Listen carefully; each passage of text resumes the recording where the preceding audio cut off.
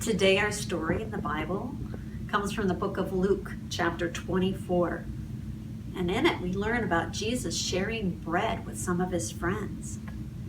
Remember in the story that we had last week about Easter, that Jesus had risen from the dead? Well, these men were walking away from Jerusalem and they were really sad because their friend Jesus had died.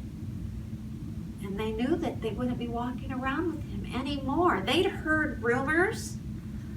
People were talking that maybe he had risen from the dead, but they hadn't seen him. And they were sad because they thought he was gone. As they were walking to this town called Emmaus, a stranger walked up to them and he was talking to them. And they asked him, "Don't you know what happened?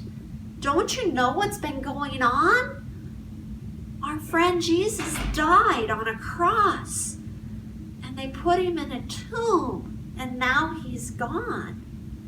They were very sad because there were some very mean men and women who didn't want Jesus around anymore. They wanted to stop his ministry. Well, this man walked all the way into Emmaus with these two men.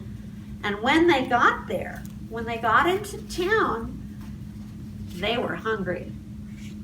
And they went into the house and they took the bread and they were going to have a little bit of dinner.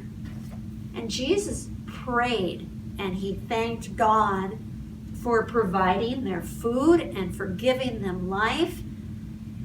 And Jesus broke the bread, and as soon as he did that, these men knew that this was not a stranger, that this was Jesus, that Jesus was alive. They were so excited that, remember last week when the women got excited and they ran all the way back to tell people? These men also did the same thing. They had just seen Jesus and they ran back to Jerusalem to tell their friends that Jesus is alive. They knew now for sure. They'd seen Jesus themselves. They'd walked with him and talked with him. They'd shared bread with him. Jesus is alive.